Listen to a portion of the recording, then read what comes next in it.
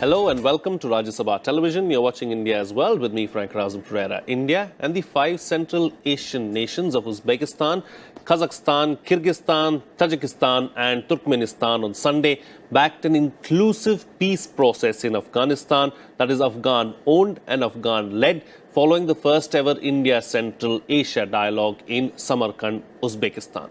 External Affairs Minister Sushma Swaraj co-chaired the dialogue that was also attended by the foreign ministers of Afghanistan, Uzbekistan, Kyrgyzstan, Tajikistan and Turkmenistan and the first deputy foreign minister of Kazakhstan. Though New Delhi as a policy does not hold talks with the Taliban, it has indicated that it supports an inclusive peace process in Afghanistan. India and the US last week discussed the ongoing peace process in Afghanistan during a meeting between Sushma Swaraj and US President Donald Trump's special envoy on Afghanistan, Zalmay Khalilzad. India also proposed a dialogue on air corridors with the 5 countries of landlocked Central Asia in an attempt to boost trade languishing below the $2 billion mark for years. On this edition of India's World, we will analyze the first India-Central Asia dialogue.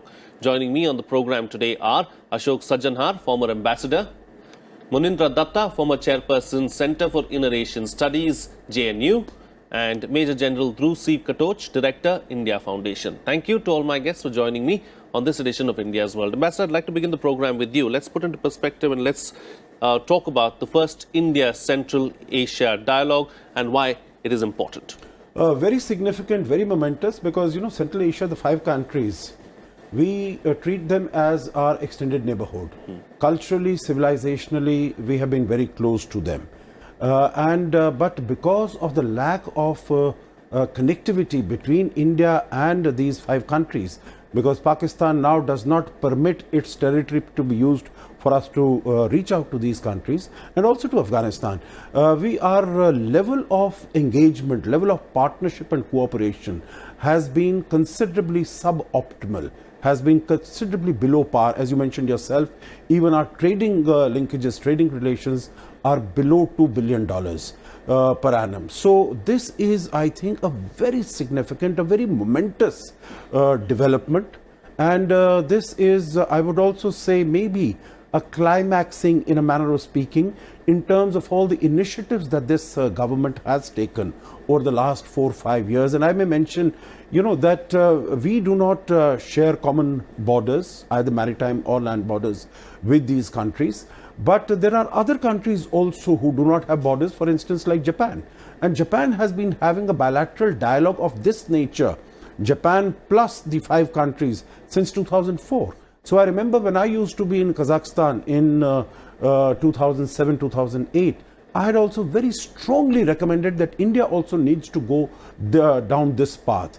And what really gladdens me today is that the first dialogue, India-Central Asia dialogue, has taken place not only with the foreign ministers of these 5 Central Asian countries, but also with the foreign minister of Afghanistan, because Afghanistan has really emerged as a very important security, stability, prosperity in Afghanistan has become extremely important. And we've been seeing that of late. You mentioned also the meeting between EM, Sushma Swaraj and Zalmay Khalilzad, and also the latest Moscow format, under which for the first time we had representatives of Taliban. But India was also represented in a non-official way through our 2 former diplomats.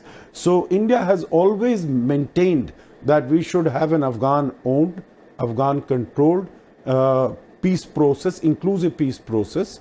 But we have always also maintained that Taliban cannot be a part of that because it is not possible to sort of, distinguish between good Taliban and bad Taliban. Right. So I'm very happy that Afghanistan is also there. The potential for our cooperation with these countries is huge, and I'm sure this will be the first step to take our relationship to a much higher level. Absolutely. Professor, is this a region that has been traditionally neglected, and is this a reason that we need to focus on going forward? Well, I just want to bring a few things from my own experience in Afghanistan, Tajikistan, Kazakhstan, generally in Central Asian region. Now, if you see India's visibility there, I mean, among the people, I'm not talking about G to G, but among the people, it's really vibrant. And you can see, I happened to be there in Tajikistan when our Prime Minister Narendra Modi ji was there in Tajikistan.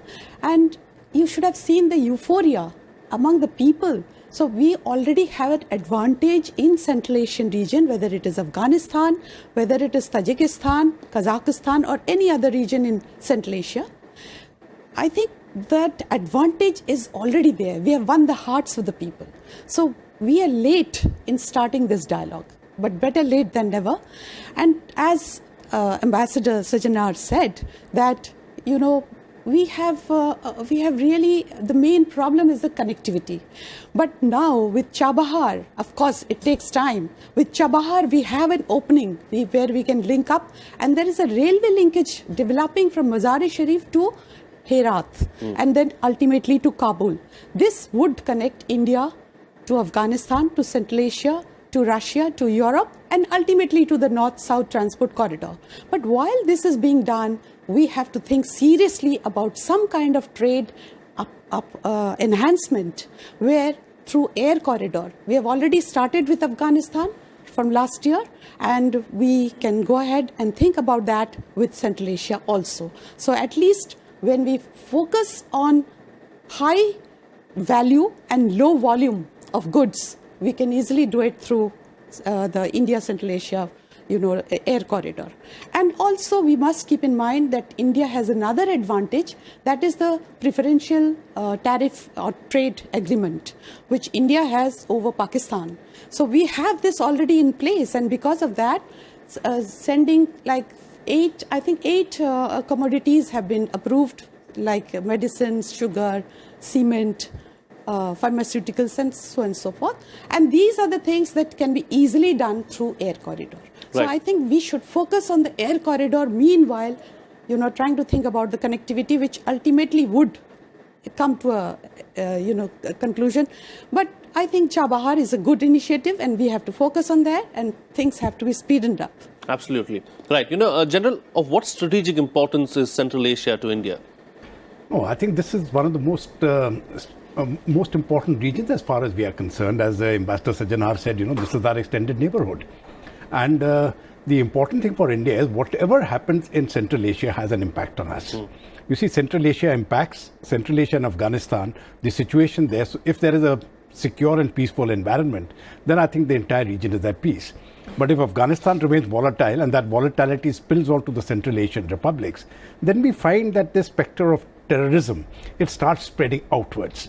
And that is a source of concern for Russia in the north, for China on the north and the east, and for India, which is towards the east again.